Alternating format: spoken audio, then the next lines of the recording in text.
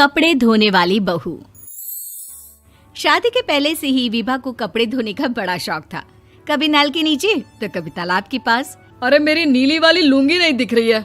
विभा की अम्मा, कहाँ रखी है लुंगी? अरे वो तो विभा ने परसों ही धोकर रखी थी आपकी अलमारी में, देखो वहीं होगी। वो ना मैंने आज धो दी, मुझे लगा कि गंदी हो गई होगी। अरे कैसे गंदी हो गई थी? उसे तो मैंने पहना भी नहीं। हे भगवान, इस लड़की के कपड़े धोने की आदत से परेशान हो गया हूँ मैं। जितना तो घर में राशन नहीं आता, उससे कहीं ज्यादा डिटर्जेंट पाउडर का खर्चा है। इसकी शादी करवा दो, शादी जाए अपने घर में ही करे काम, फिर चाहे घर के कपड़े धोने हो या पूरे गांव के। हाँ ठीक बोल रही हो, देखता हूँ मैं कोई लड़का। वो दिन भी आ जाता है जब विभा को देखने लड़के वाले आ जाते हैं। लड़की मुझे अच्छी लगी। होने वाली सास कहती है, बेटी अगर कुछ पूछना है तो पूछ लो।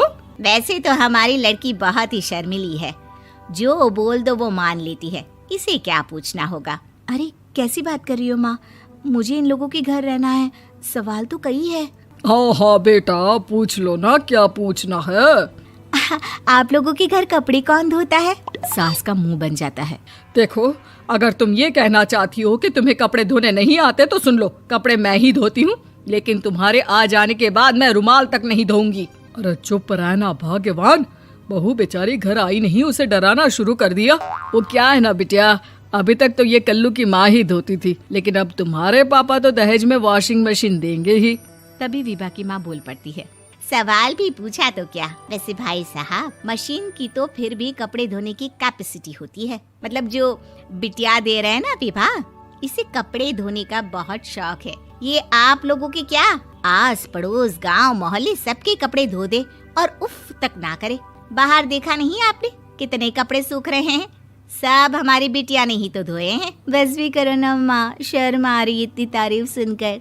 और तो और एक दाग निकाल कर दिखाओ तो मान जाओ। हाँ अच्छा, माफ करना बेटा, मैंने गलत समझा। हमें तो रिश्ता बहुत पसंद है।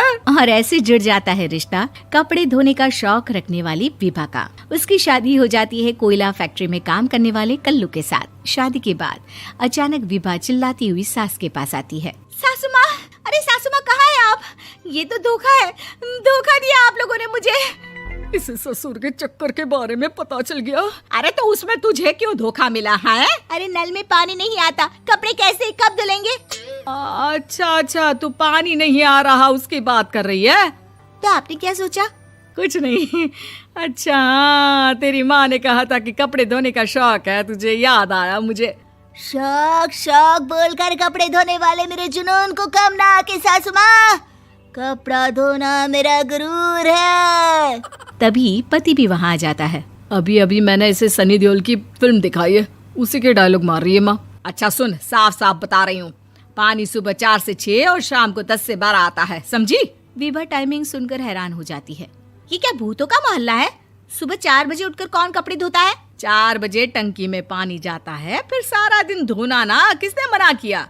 अरे कैसी बात कर रही हैं? 200 लीटर की टंकी में कितने कपड़े धो लूंगी मैं? सुबह ही उठ जाऊंगी मैं। अब क्या था, विभा सुबह 4 से लेकर रात के 12 बजे तक कपड़े ही धोती रहती। एक रोज सास पड़ोस से निकलकर कहीं जा रही होती है कि साथ वाली कहती है, हाँ कल्लू की माँ, जरा ये बताओ कि 2 साड़ी है, 2 ब्लाउज और एक पेटीकोट और एक नाड़े वाला लंबा कच्छा।